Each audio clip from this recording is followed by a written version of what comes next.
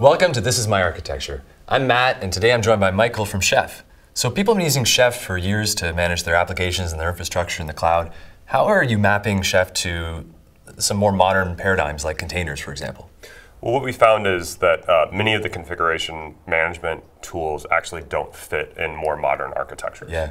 So what we did at Chef is we actually started a new open source project called Habitat. Okay. And Habitat's really focused on how do you run applications in a more modern way, and how do we give you the minimum level of configuration management that you need to actually run those applications effectively. Okay, so at AWS we have ECS, and ECS like provisions the cluster and sort of does container orchestration.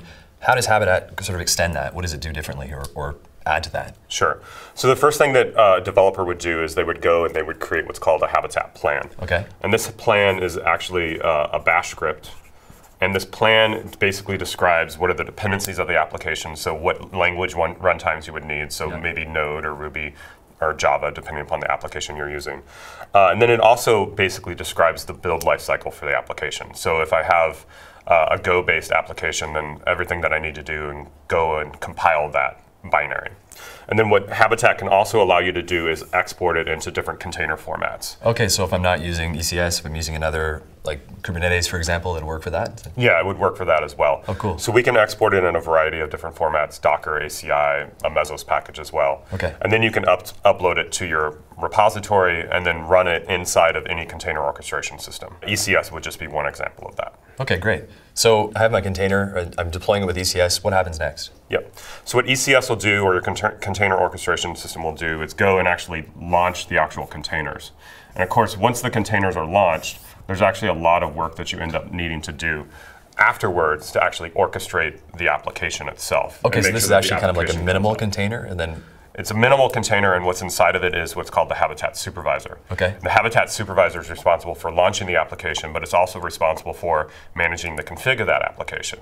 So a lot of times when you launch a container, you're going to have last mile configurations put into it based upon the environment that you're running in. And typically that's traditionally been done in environment variables. And of course, storing things like passwords and environment variables is probably something that you don't want to do from a security stance. Well, that's actually a really interesting point, yeah, because with containers often, like, you can either go best practice and put it in an environment variable, or you just have to kind of rebuild the container every time there's a major change. So you can kind of solve this with active containers. You can use Habitat to sort of make those changes? Yeah, exactly. So what'll happen is you don't want to store that config also in the container because it's dynamic and it might change. Sure. So what Habitat allows you to do is basically have this supervisor, and this supervisor creates what's called a ring, or a service group is also what we call them.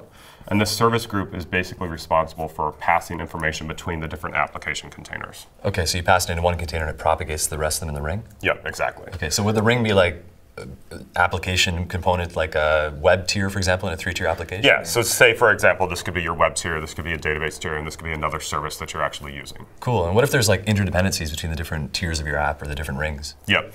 So what'll happen is you can specify what's called a binding between the two different dependent application rings.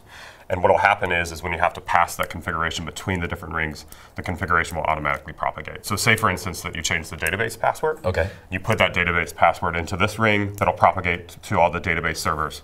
And then Habitat, the supervisor, is smart enough to realize that there's this dependency or this binding, and it'll also propagate it down to the service group. And the web tier will get that as well. Yeah, because the web tier has to talk to the database and needs the credentials. Right, exactly. Okay, very cool. I love how it solves this kind of security problem, but I can imagine a lot of other use cases where you want to sort of actively manage the application during the lifetime of a container. So right, without having to rebuild the container. And rebuilding the container is actually a fairly expensive process from a time perspective. Yeah. And so when you need to act quickly, you don't want to have this whole build process take place again. Like if there's a security threat, for example, you want to, yeah, okay. So another thing that we can do is we can also have configs propagated by something else.